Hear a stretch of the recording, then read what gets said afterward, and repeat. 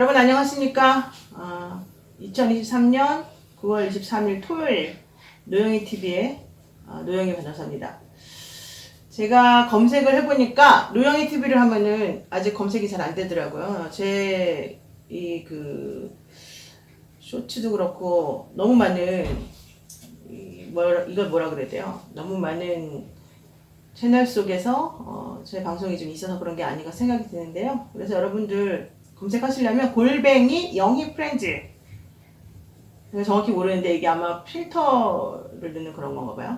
어쨌든 골뱅이 치시고 그 다음에 영어로 영희 프렌즈, 영친이들 영희 프렌즈를 치시면 검색이 됩니다.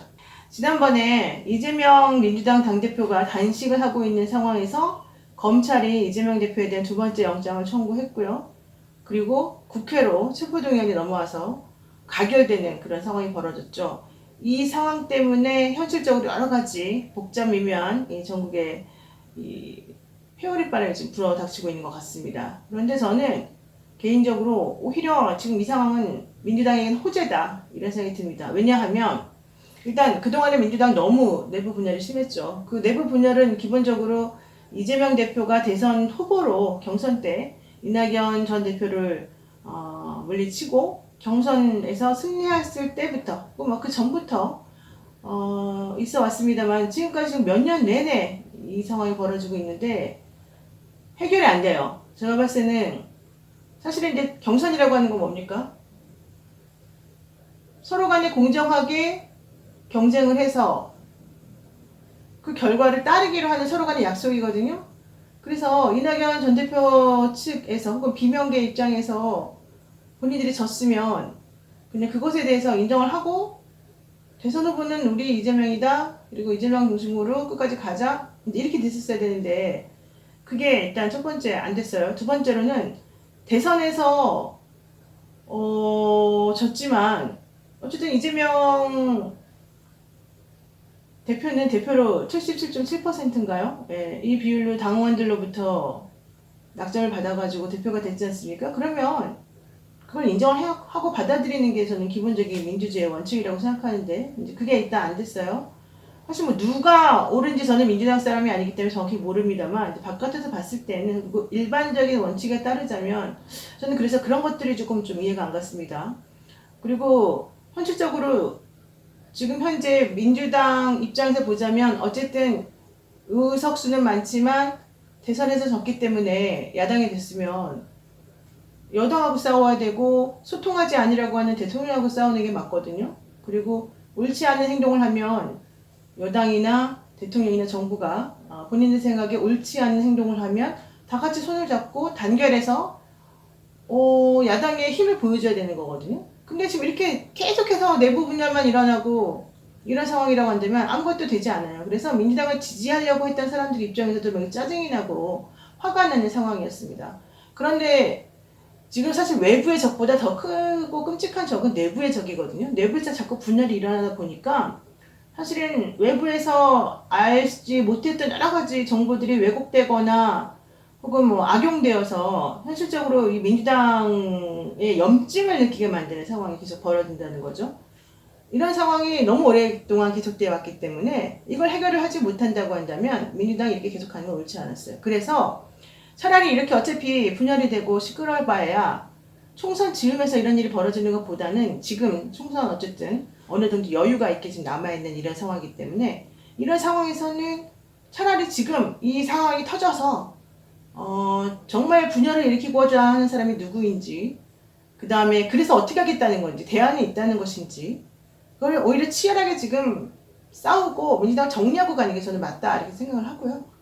그런 의미에서 예컨대 이번에 뭐 김정민 의원도 방송 나와서 스스로 자백을 했습니다마는 박강원 원내대표를 중심으로 해서 공천 관련된 딜을 했었다는 얘기가 지금 나오잖아요.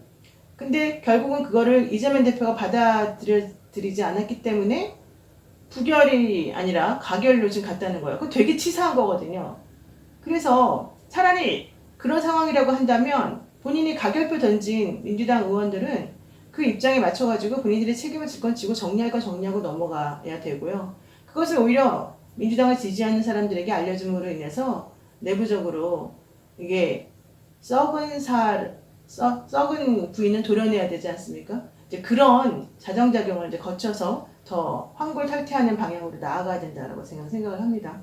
그런 의미에서 오히려 지금 이 시기에 이 시점에 이런 일이 벌어진 것은 오히려 더 잘된 일이기 때문에 뭐 이걸 가지고서 문제 삼을 건 전혀 아니다. 두 번째로는 이제 이렇게 되면 국민의힘 쪽에서는 오히려 그동안에는 민주당의 내부 분열을 부추기면서 뭔가 이렇게 타겟팅을 계속해 왔었습니다만 오히려 이 시점을 계기로 해가지고 공덕이 사라지는 부분이 되거든요.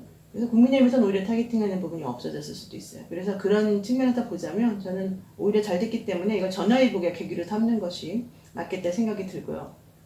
지금 보시면 아시겠지만 2023년 9월 23일 오전 9시 기준으로 제가 확인을 해보니까 이재명 대표 체포동의안 가결이 있은 이후에 민주당을 탈당한 사람과 입당한 사람들의 현황이 나왔어요. 물론 지금은 훨씬 더 많아졌을 거라고 봅니다만 입당한 사람이 9월 23일 9시 기준으로 2만 904건이고요. 탈당한 건수는 5,386건이에요. 이거 정말 대단한 거거든요. 제가 봤을 때는 지금 탈당자보다 4배나 입당자가 더 많은데 이거는 이제 이재명 대표를 중심으로 뭉치자, 지긋지긋한 싸움을 끝내자, 이제 이런 의지의 표현이라고 보고요. 탈당자도 사실은 실제 민주당이 싫어서라기보다는 이런 식으로 그 가결표를 던지면서 내부 분란을 계속해서 일으켰던 그 국회의원들, 일부 국회의원들, 비명계 국회의원들의 이기적인 행동과 그들의 무책임한 행동에 대해서 난 정말 이래서 민주당 너무 싫다, 실망의 표시로 오히려 항의의 표시로 탈당을 했다라고 보는 것이 훨씬 맞기 때문에 이런 추세라고 한다면 오히려 저는 민주당 이재명 대표가 대표성을 가지는 데는 오히려 더 명분을 살릴 수 있는 측면에서 좋다 이렇게 생각을 합니다. 그리고 이제 체포동의안 가결됐으니까 더 이상 그걸 뭐 가결됐네 부결됐네 이걸 가지고서 얘기하는 건 의미가 없을 수도 있겠지만 민주당 입장에서 보자면 이건 해당 행위거든요. 당에 해가 되는 행위를 계속해서 지속적으로 하는 사람들에 대해서는 어느 정도 응징은 필요하다. 저는 그래서 뭐 일각에서는 뭐 그런 명단을 밝혀서 무슨 의미가 있냐 내지는 그런 거 신경 쓰지 말고 네 할 일이나 잘해라 이런 사람들도 있는데 그런 거보다는 해당 행위를 한 사람에 대해서는 그만큼 상응하는 책임을 지도록 하고 응징을 하고 그렇지 않은 사람들에 대해서는 우리 다 같이 일치단결해서 다시 한번 민주당이 국민의 당으로 설 수 있도록 노력해 봅시다. 이제 이런 메시지를 던지는 게 매우 중요하다고 생각해요. 그래서 뭐 물론 그들이 정말로 그랬는지 안 그랬는지 무기명 투표니까 정확히는 모르겠습니다만 일단 본인들이 스스로 내가 가결표 던졌다라고 하는 사람들을 중심으로 해서 좀 정리하거나 뭔가 뭐 당원권 정지라든가 이런 식의 행동을 하는 것도 좀 필요해 보이지 않나 이런 생각이 듭니다. 그러나 이제 그런 것들은 민주당 입장에서 알아서 집행부가 정리해야 되겠죠. 그리고 뭐 원내대표나 이런 그 구성원들이 그냥 사의 표명한 것만 가지고 그들에게 뭐 면죄부를 준다? 이거는 사실 저는 그것도 조금 바람직한 방향 같지는 않은데 뭐 그거는 당에서 알아서 할 일이고요. 대신에 이제 친명계를 중심으로 해서 아마 원내대표도 새로 꾸리고 이렇게 하겠죠. 자, 이제 여기서 이제 제일 중요한 부분이 나옵니다. 이제부터. 자, 그렇다면 이제 이재명 대표에 대한 영장 실질 심사가 26일 오전 10시에 있을 예정이죠. 유창훈 중앙지방법원의 영장 전담 판사 이번에 29기 연수원 29기 수료하셨고 서울대 공법학과 나오신 분이고 이분에 대해서는 뭐 너무 다들 많이 알고 계시기 때문에 굳이 제가 뭐 더 얘기할 필요는 없습니다만 기본적으로는 법과 원칙에 따라서 좀 판단하는 편이고요. 증거인멸 우려에 좀 더 초점을 많이 두는 사람으로 알고 있어요. 뭐 검찰이 뭐 조작했네 말았네 이런 거는 생각할 필요도 없어요. 민주당이건 뭐 어디건 간에 사실은 그 법조인들은 한 대리 건너면 다 아는 사람들이고 다 친구들이고 다 위아래 기수 선후배 다 따져보면 다 라인이 다 연결돼 있어요. 그래서 지금 그런 걸 따져가지고 뭐 같은 학교를 나왔으니 어쩌고 저쩌고 이런 거 말할 필요도 없어요. 서울대 나온 사람이 한두 명입니까? 그러니까 그런 거는 이제 더 이상 신경 쓸 필요가 없고 이번 건과 관련해서 영장이 발부될 것이냐 발부되지 않을 것이냐 이걸 가지고 얘기를 해야 됩니다. 만약에 영장이 발부가 돼버린다면 아마도 이제 비명계라든가 이재명 대표가 계속해서 사법 리스크라고 하는 혹은 뭐 검찰의 스토킹이라고 하는 이런 상황 때문에 시끄러웠던 것에 대해서 불만을 가졌던 분들이 목소리를 더 내겠죠? 그러면서 비대위 체제를 가자고 말하면서 공천권 내놓으라고 이제 하겠죠. 근데 만약에 영장이 발부가 되지 않고 기각이 된다 그러면 이제 그들의 목소리는 사실은 힘을 잃게 되는 것이고 오히려 이재명 대표 중심으로 해서 다시 한번 더 단단하게 뭉치게 되는 거겠죠. 그리고 말하자면은 강성 지지자들이 이제는 더 이상 너네들하고 같이 갈 수 없으니 너네들이 정리해라 라는 식으로 어떤 선전포고를 할 가능성도 있는 거죠. 저는 그래서 영장을 발부했을 때하고 발부하지 않았을 때 이제 구분해가지고 좀 그 이후에 민주당이 앞으로 어떻게 나아갈지 생각하는 게 맞다라고 생각합니다. 자, 그러면 영장이 발부될 가능성과 발부되지 않을 가능성이 무엇인지 한번 보겠습니다. 이번에 검찰이 적용한 혐의는 크게는 2015년 백현동 개발 사업과 관련해서 민간업자에게 엄청난 특혜를 줌으로 인해서 이 성남 도시개발공사가 200억 상당의 손해를 입게 된 상황이다. 여기서 사실 저는 뭐 이걸 손해라고 생각하진 않습니다만은 일단 그런 입장으로 지금 검찰이 영장을 청구하고 있습니다. 여기서 특히 민간업자 요구대로 개발이 이루어지면서 임대 아파트 비율도 좀 줄이고 이런 건 전부 다 특혜 아니냐 이런 얘기가 있는 거고요. 여기에 바로 김인섭이라고 하는 한국 하우징 기술의 그 대표가 개입돼 있다 이런 얘기입니다. 이 김인섭이라고 하는 사람은 이미 알선수의 혐의로 구속 기소가 됐고요. 당시에 검찰에서는 이 김인섭 씨가 성남시의 비선 실세다라고 얘기를 하고 있고요. 특히 정진상 실장하고 매우 친한 사람으로 얘기하고 있습니다. 호영호재하는 사이였다. 그리고 정진상 당시 성남시 정책비서관에게 요구를 전달하는 직접적인 통로 역할을 했던 사람이다. 이렇게 알려져 있습니다. 자, 그렇지만 어쨌든 여기에서 과연 이게 이 특경가법상 배임에 해당되는지에 대해서는 사실 범죄 사실의 소명이 있느냐 없느냐예요. 근데 이 부분은 되게 애매해요. 그래서 저는 일단 검찰이 첫 번째 혐의로 이런 배임의 얘기를 했습니다만 이걸 가지고서 범죄 사실이 소명됐다고 해서 판사가 영장을 발부할 것인가? 그건 저는 그렇게 보지 않습니다. 두 번째 혐의는 쌍방울 그룹에게 방북 비용 800만 달러를 대신 내게 했다는 혐의가 있죠. 그러면서 외국한 거래법 위반했다는 혐의가 있는 건데요. 이 대표가 이화영 전 경기도 평화부지사 그리고 김성태 전 쌍방울 회장 등하고 공모를 해서 2019년 1월부터 2020년 1월까지 1년 사이에 총 800만 달러를 북한에 보내도록 했다는 겁니다. 이 중에서 500만 달러는 경기도의 스마트팜 사업비로 그리고 300만 달러는 이 대표의 방북비용 명목으로 보내진 거다라고 하는데 이 부분에 대해서도 이재명 대표 변호인들은 말도 안 되는 소리다 라고 얘기하고 있고요. 김성태 전 쌍방울 회장도 초창기에는 그런 사실 없다고 부인했다가 이제 나중에 기소가 되고 또 여러 가지 측면에서 본인이 구속이 되고 주변을 힘들게 하는 상황이 되니까 사실은 말이 좀 바뀌는 측면이 있었고요. 또 이화영 평화부지사도 처음에는 완강히 부인하고 있다가 나중에 좀 말이 왔다 갔다 하는 그런 상황이 돼버렸지 않습니까? 이렇게 된다면 범죄 사실의 소명이 있다라고 확인하기가 좀 불분명해지는 상황이고 그래서 이것 역시 좀 다퉈봐야 될 부분이 되는 거죠. 그리고 현실적으로 이 대표가 굳이 방북과 관련해가지고 이런 모험을 해야 될 필요가 있겠는가? 저는 아무리 생각해도 좀 그 부분은 아닌 것 같아요. 자, 어쨌든 그런 부분이 있고요. 세 번째로는 이 대표가 2018년도 경기지사 선거할 당시에 그 예전에 2002년도 검사 사칭 사건 관련해서 허위사실 유포 혐의로 기소된 바가 있었습니다. 당시 재판에서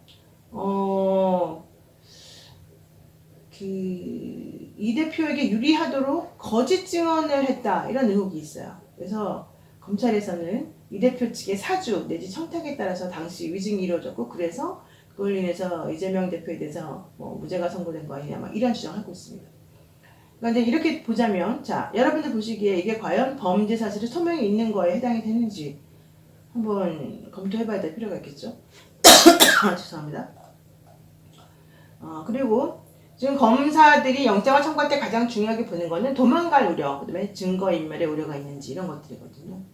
자, 법원에서 영장 실질 심사를 할 때 가장 중요한 게 범죄 사실의 소명이 있느냐, 증거인멸의 우려가 있느냐, 구속의 필요성을 따질 때 도망갈 염려가 있느냐 이제 이런 것들인데요. 우선 이재명 대표는 도망갈 염려는 사실 없겠죠. 이재명 대표가 숨을 쉬는 곳이 어디 있겠습니까? 대한민국 안에서. 그리고 뭐 외국 갈 수도 없겠죠. 당연히 공항에서 걸릴 테니까. 그러니까 도주의 우려 이런 것보다는 증거인멸의 우려하고 범죄 사실의 소명이 있는지 이게 이제 가장 핵심이 될 거란 말이죠. 그런데 범죄 사실의 소명이라고 하는 거는 제가 여러분들한테 설명한 바와 같이 현실적으로 이게 정말로 그 사람이 죄를 저질렀다라고 볼 만한 증거들을 검찰에 제출했느냐, 이제 이런 걸 따지는 건데, 제가 지금 말씀드린 여러 가지 내용을 보게 되면 그 구체적인 증거들을 제가 확인하지 못했기 때문에 말을 못합니다만, 좀 법리 구성상 애매한 부분들이 정확히 많거든요. 그리고 그와 관련된 증거들이나 증인들의 증언들도 전부 다 왔다 갔다 하는 부분들이 좀 있어요. 그렇기 때문에 범죄 사실에 소명이 됐다, 이렇게 확실히 판사가 말하기는 곤란할 것 같아요. 게다가 이재명 대표 측근인 변호인들의 주장에 따르면 너무 부실하다는 겁니다. 그래서 본인들은 이거 범죄 사실은 소명은 정말 있을 수 없는 일이다, 이제 이런 얘기까지 해요. 그렇다라고 한다면은 범죄 사실의 소명을 가지고 판사가 영장을 발부할 수 있을까? 이건 저는 거의 불가능하다라고 이제 보고요. 물론 제가 모르는 이런 게 있을 수 있습니다만은, 일단 아직까지는 지금 제1야당 대표를 영장을 발부해서 구속을 시킬까 말까를 판단하는 과정에서 과연 그게 이렇게 50% 정도도 안 되는 그런 상황을 가지고서 범죄 사실 소명이 있다고 말할 판사가 과연 있을까?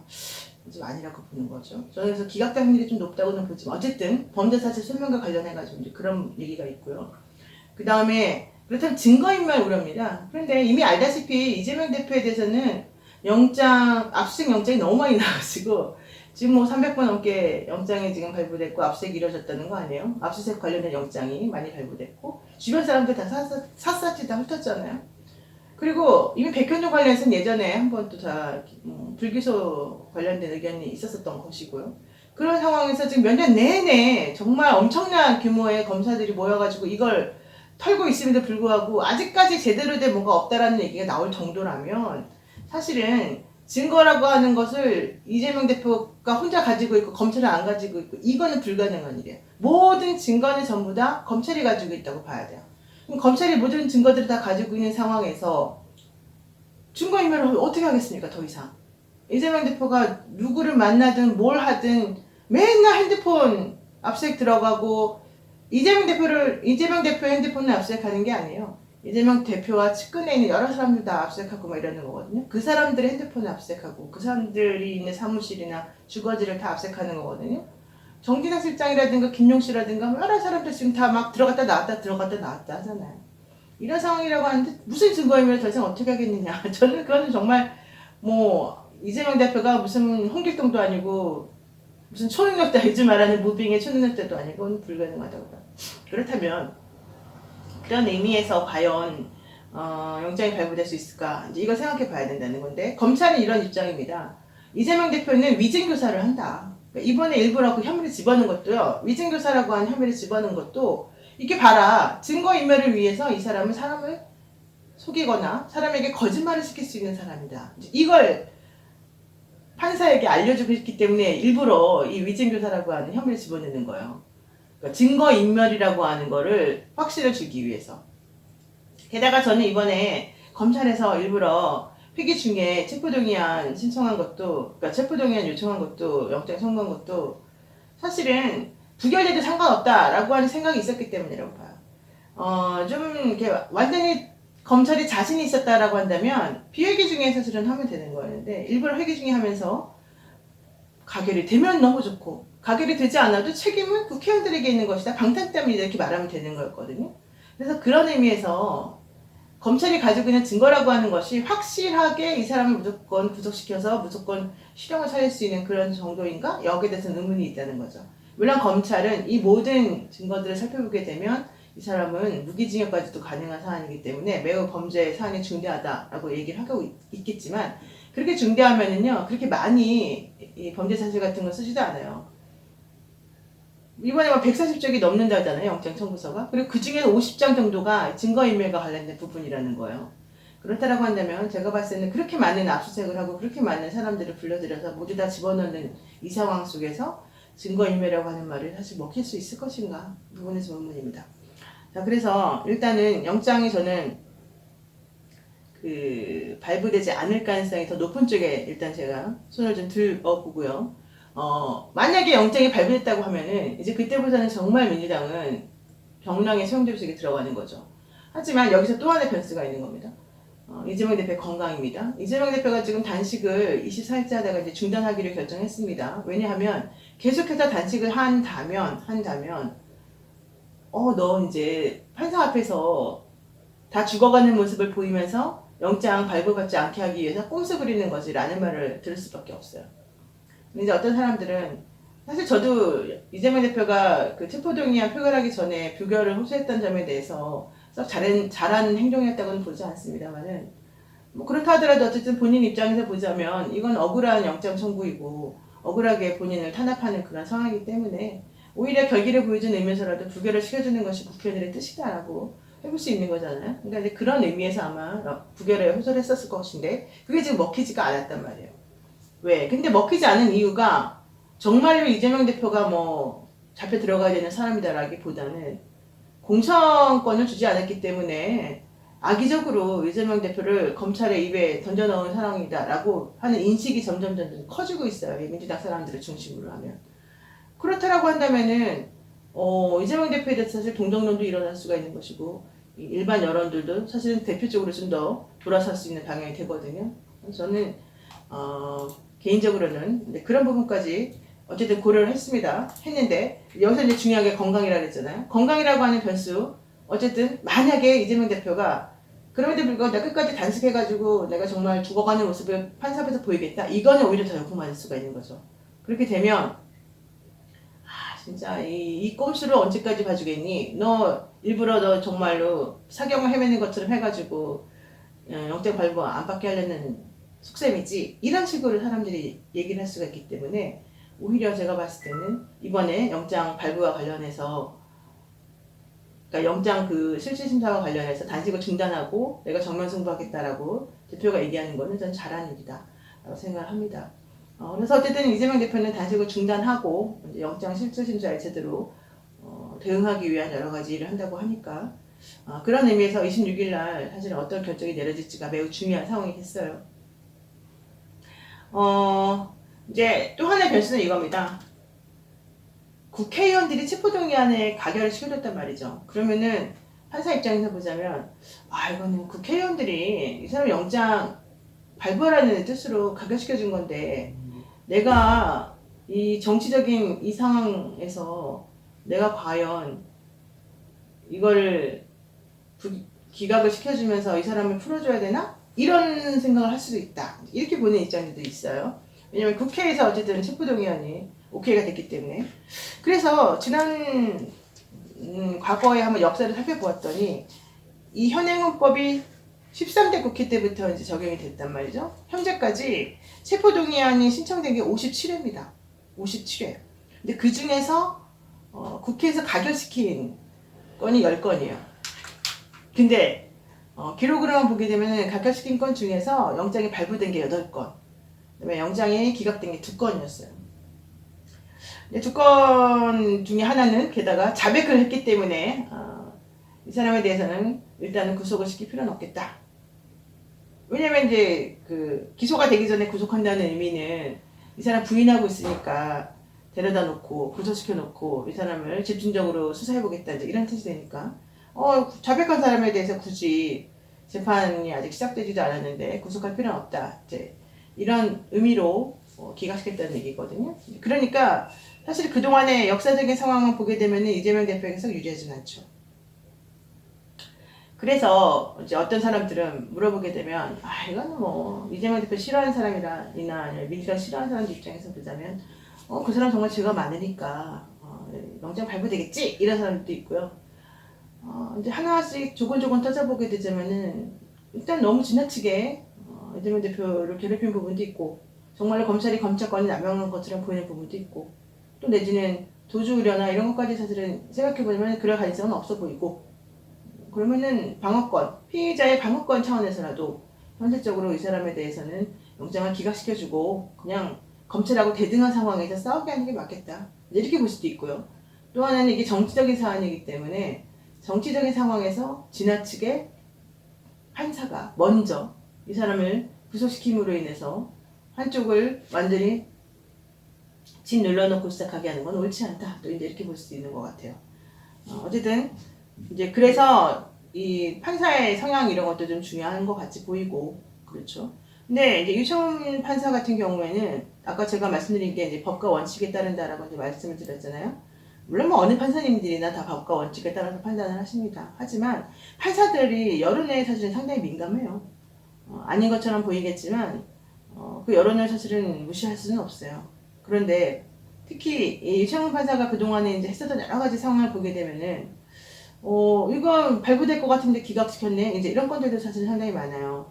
그렇기 때문에 그런 것들 보게 되면 사람들이 다 하나씩 하나씩 띄어가지고 이 사람은 이번에는 발부시킬까? 뭐 기각시킬까? 5대5다 이렇게 보는 관측도 있는데 판사들이 사실은 이 영장 실질심사를 하면서 유사한 건들이 계속해서 쌓이면은 머릿속에 다 축적이 되고 누적이 돼요. 그러니까 예컨대 지금 유청훈 부장판사 같은 경우에도 영장 실질심사 굵직굵직한 것들을 되게 많이 했는데 그 건 바이 건별로 이제 민주당과 관련된 건들이 되게 많이 있단 말이죠. 뭐 돈봉투 의혹 사건 같은 것도 마찬가지고. 그러면 그런 것들이 그냥 딱 첫 번째 한 번 딱 그 사람에게 입력됐을 때 하고 그런 유사한 건들이나 관련 사건들을 많이 해봤을 때 그 증거들을 보고서 이 사람이 머릿속에 누적시킨 그런 것들하고는 비교가 안 되는 거죠. 그래서 그것이 어느 방향으로 유리하게 갔는지 불리하게 갔는지 제가 잘 모르겠습니다만은 그런 것들까지 다 고려가 되어가지고 이번에 영장 발부에 영향을 미칠 것으로 지금 보입니다. 그래서 어쨌든 저는 영장은 기각되는 것이 맞다, 내지는 기각될 가능성이 더 높다라는 쪽에 한 표를 던지고 그 이후에 이제 민주당이 어떻게 행동이 되는지 간단하게 말씀드리고 정리하겠습니다. 이재명 대표 체제 하에서 사실은 사람들이 야 이거 뭐야 도대체 나는 시원하게 뭔가 좀 잘할 줄 알았더니 한 개도 한 것도 없고 시끄럽게만 하고 지겹다 지겨워 찡이 난다 이런 말 하는 사람들도 되게 많죠. 근데 한편에서 보자면 정말 옴짝달짝 못하게 모든 팔과 다리를 다 묶어놓은 상황에서 그 이상 뭘 어떻게 하겠냐. 게다가 비명계가 그렇게 집요하게 이 사람을 괴롭히고 있는데 그래서 뭘 어떻게 하란 말이냐 이런 사람들도 있어요. 그래서 저는 이 상황에서 그걸 바라보는 몇 년 내내 그것만 바라보면서 막 짜증을 내고 있던 국민들의 입장을 한번 생각해 보라는 거예요. 이제 더 이상은 그런 거 끌려다니면 안 됩니다, 민주당. 그냥 국회의원 배지 하나 다느라고 거기에 관심을 가지고 있는 그런 사람들이 하는 사실은 정당한 것처럼 보여지는 그런 말 다 하나씩 뜯어놓고 보면 현실적으로 정당하지 않은 말들이 되게 많았거든요. 그러니까 오히려 지지자들이나 국민들은 우리나라가 제발 잘 되게 하기 위해서 이 대의제 민주주의라고 하는 게 정확하게 좀 자리 잡았으면 좋겠다. 그래서 국회의원들 그래서 내가 너네들한테 세금으로 너네들 먹고 살게 해줄 테니까 좀 잘해봐라. 이제 이렇게 했지만 정작 그런 국회의원들은 그런 것보다는 직업으로서의 자기의 국회의원이라고 하는 모습이 드러나게 되면 내가 이번에 공채 못 받으면 잘리는데 호구지책이 마련이 안 되는데 이렇게 돼버린단 말이에요. 그러니까 그냥 일반 국민들이 너 정치 좀 해가지고 우리나라 좀 잘 살게 해줘 이러한 그 기대와 이런 것들을 비교해 봤을 때 오히려 국회의원들은 그런 것보다는 이걸 하나의 그냥 호구지책 마련으로 생각을 하고는 나 이거 이번에 공천 안 되면은 큰일 난데 우리 식구들 다 굶어 죽을 수도 있는데 이렇게 생각을 할 수도 있는 것 같다는 거예요. 그러니까 그러다 보니까 공적인 입장에서의 정말로 뭐 공익을 위해서 일을 한다기보다는 사익을 위해서 본인들이 자꾸 움직이고 사람들이 자꾸 속이고 기만하는 말을 하고 이제 이랬을 가능성이 이제 있어진다는 거예요. 그래서 국민들이 민주당을 지지하거나 혹은 우리나라가 잘 되길 바라는 사람이라면 그러한 식으로 생각하는 사람들은 과감히 잘라내고 그렇지 않고 정말 나라를 위해서 국민을 위해서 혹은 민주주의 발전을 위해서 일할 사람들만 좀 선별해주고 골라주면 좋겠다. 이런 생각을 하는 겁니다. 그래서 민주당은 거기에 포커스를 맞추고 앞으로의 방향을 좀 잡아라. 지난번에 이제 물론 그 혁신위원회에서 특별하게 잘했다고 보기는 어렵지만 어쨌든 혁신위에서 만들어낸 얘기가 있어요. 그런 안도 좀 잘 따라보고 그 공천이라든가 아니면 본인의 사익을 위해서 자꾸 시끄럽게 그럴듯한 말로 포장하는 그런 사람들은 좀 쳐내고 이런 공천 시스템을 제대로 좀 만들어 놓고 그렇게 해서 정말로 제대로 된 사람들만이 혹은 또 하나는 이제 너무 억지 부리고 소통 같은 거 잘하지 않은 불통하는 사람들하고 맞서 싸울 수 있는 그런 정말 힘이 있는 강단이 있는 전략적인 사고라는 그런 사람들을 좀 공천에서 이번에 총선에서 승리할 수 있도록 하는 것이 민주당 입장에서는 훨씬 더 중요하고 의미가 있는 일인 것 같고요. 그렇게 하기 위해서는 우선 국민들에게 이 민주당이 어떠한 방향으로 나아갈지를 설명을 하고 국민들의 힘을 모아가지고 같이 나가는 방향으로 한번 해야 되는 거 아닌가 이렇게 생각했습니다. 내가 일단은 영장실질심사 결과 보고 난 다음에 좀 더 구체적인 내용 다시 한번 살펴보도록 하고요. 민주당 내에서 지금 불고 있는 이 새로운 바람, 오히려 지금 전화 위복이 될 수 있는 이 계기가 될 수 있는 이 상황을 우리가 정말로 진중하고 진정성 있게 살펴보면서 앞으로 좀 나아가야 되지 않을까 생각합니다. 그래서 구체적인 얘기는 제가 조금 더 나중에 다음번 방송할 때 한번 하도록 하고요. 오늘 여기까지 일단 정리할게요.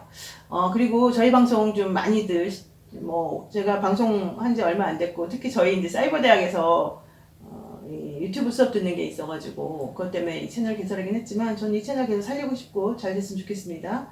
그래서 여러분들이 많이 구독해 주시는 것만이 저를 도와주시는 길이잖아요.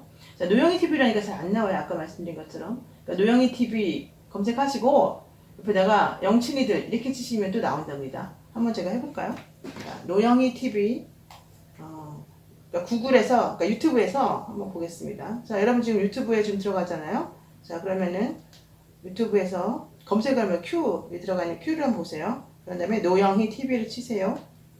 그리고 그 다음에 영친이 이렇게 치잖아요. 그러니까 안 나오네. 아, 이게 가로 열고 해야 되는 건가? 자, 다시 보겠습니다. 여러분 한번 해보세요. 노영희 TV 가로 열고 영친이 이게 나오나 안 나오나 보겠습니다. 나옵니다. 그다음에 노영희 TV 골뱅이 영희 YOUNGHE 그다음에 프렌즈는 아시죠? FRIENDS 구독자 지금 179명으로 나오고요. 노영희 TV가 딱 검색이 되네요. 노영희 TV 가로 열고 영친이 그리고 가로 닫고 이렇게 해서 검색하시면 되겠어요. 너무 죄송하지만 영희 친구들이니까 그 정도는 좀 수고스럽겠지만 해주시기 바라겠습니다. 자, 노영희 TV 지금 현재 구독자 179명이고요. 저희 강아지 얘기까지 해서 동영상 6개 올라가는데요. 오늘 제가 이제 이 찍은 이 동영상까지 올라가면 한 7개, 8개 되겠죠? 그거 하고 제가 또 내일은 냉모밀 만드는 방법 한번 여러분들과 같이 한번 공유하면서 또 일상의 소소한 즐거움을 한번 맛볼 수 있도록 해보겠습니다. 자, 노영희 TV 많이 해주시고요. 구독자도 중요하지만 조회수도 중요합니다. 좋아요, 조댓구알, 좋아요, 또 댓글, 구독, 알림 전부 다 몽땅 다 눌러주시기 바라겠습니다. 저는 여러분들하고 죽을 때까지 같이 소통하면서 이런저런 얘기, 제가 알고 있는 모든 것들, 그리고 제가 여러분들한테 배울 모든 것들 같이 얘기하는 그런 사람이 되고 싶습니다. 자, 오늘 여러분들하고 이재명 대표의 영장 실질심사 관련된 내용 한번 개괄적으로 살펴봤는데요. 또 제가 또 이런저런 정보 들어오면 또 말씀드리는 걸로 하고요. 오늘은 여기서 일단 방송 마치겠습니다. 자, 여러분들 영희 프렌즈 골뱅이 영희 프렌즈 아니면은 노영희 TV 괄호 영친이 TV는 저는 지금 한국말로 쳤는데 아마 영어로 쳐도 될 것 같아요. TV 해도 되고 그냥 한국말로 TV 해도 되고요. 어쨌든 괄호 영친이 하면 나옵니다. 많이 구독해 주시고 여러분 1+100으로 해주십시오. 여러분 한 명이 100명의 구독자를 다 같이 모아주세요. 자, 여러분 감사드리고요. 오늘 방송 여기서 마치겠습니다.